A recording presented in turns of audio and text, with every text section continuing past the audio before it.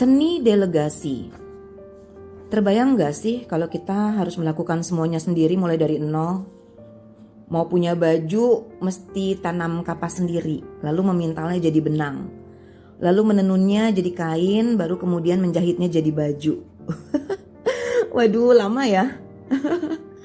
Untung ada petani kapas, untung ada pemintal benang, untung ada pabrik tekstil, untung ada perancang baju, untung ada konveksi dan penjahit, untung ada penjualnya. Jadilah saya tinggal pilih, beli, pakai. Malah kadang-kadang milih belanjaan juga cukup Instagraman atau Facebookan. Tinggal lihat-lihat foto baju yang dijual, bayar pakai internet banking, lalu tunggu, barang akan datang. Irit waktu plus hemat tenaga. Tentu saja ada resiko. Selalu ada kemungkinan barang tidak sampai atau terlambat. Saat barang berhasil tiba, bisa jadi baju tidak pas ukurannya atau bahan tidak menyerap keringat sehingga tubuh terasa gerah. Atau warna tidak sesuai seperti di foto karena efek pencahayaan.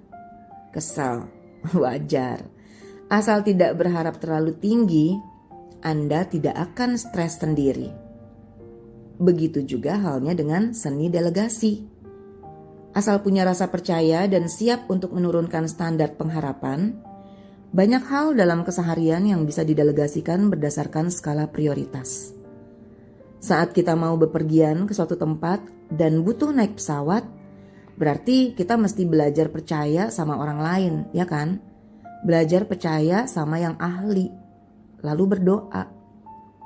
Dalam semua urusan, saya berusaha berurusan dengan ahlinya, yang memang tahu apa yang harus mereka pekerjakan, dan berpengalaman. Meski harus membayar lebih, saya cenderung bebas stres karenanya, sebab mempercayakan hal pada pakarnya akan mengurangi kekhawatiran. Jika tidak langsung ketemu dengan ahlinya gimana? Apakah bisa mendelegasikan tugas? Menurut saya sih bisa, meski butuh proses untuk melatihnya. Contohnya nih, asisten rumah tangga. Tentu saja sebagai pemilik rumah kita ingin semua sudut bersih dan rapi. Meja, kursi, lemari, hingga jendela tampak licin bebas debu. Lantai bersih hingga mengkilap. Tapi masalahnya, asisten di rumah nggak bekerja sesempurna itu. Lalu bagaimana?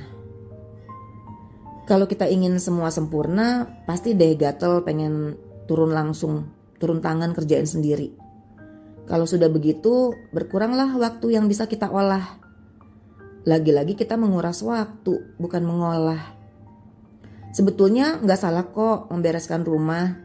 Justru itu jadi sesi terapi jika memang kita jadwalkan.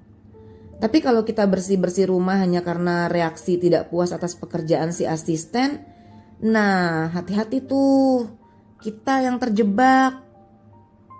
Biar nggak menguras waktu plus bebas stres, turunkanlah sedikit standar. Asalkan debu nggak terlalu tebal, ya udahlah. Nggak usah gusar jika acara membersihkan debu cuma 1 kali sehari. Kalau masakannya nggak terlalu sedap, ya sudahlah, terima aja dulu.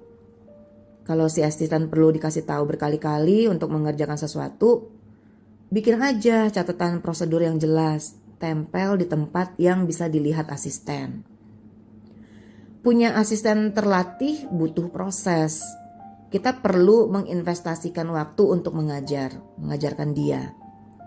Apalagi mencari asisten sempurna, bukan perkara mudah. Kita pun belum tentu kok jadi majikan yang sempurna. Saya sendiri mendelegasikan tugas domestik kepada asisten sejak si Adan bayi. Untuk urusan memandikan anak, saya tangani sendiri. Urusan masak, saya serahkan sepenuhnya ke asisten di rumah. Rasanya gimana? Kadang enak banget, kadang enggak juga. Terutama masakan yang baru pertama kali ia coba masak. Yang penting bisa dimakan dan sehat. Prinsip saya nih, jangan ngedumel soal makanan, enggak baik. Kalau mau yang sesuai hati, bikin aja sendiri. Atau beli dari restoran favorit. Kalau enggak memasang harapan terlalu tinggi, saya cukup bisa menerima hasil kerja si asisten. Makanya mereka betah kerja di rumah. Enak kan, gak perlu bolak-balik ganti asisten. Tiap hari udah jelas pembagian tugasnya, sehingga saya bisa konsentrasi menjalankan bisnis dan mengurus anak.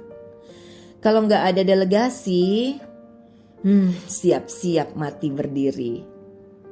Catat ya, kalau kita punya anak-anak sudah beranjak besar, bisa loh mulai berbagi tugas domestik dengan mereka. Selain melatih kemandirian, hal itu akan mengajarkan mereka bekerja sama dalam tim.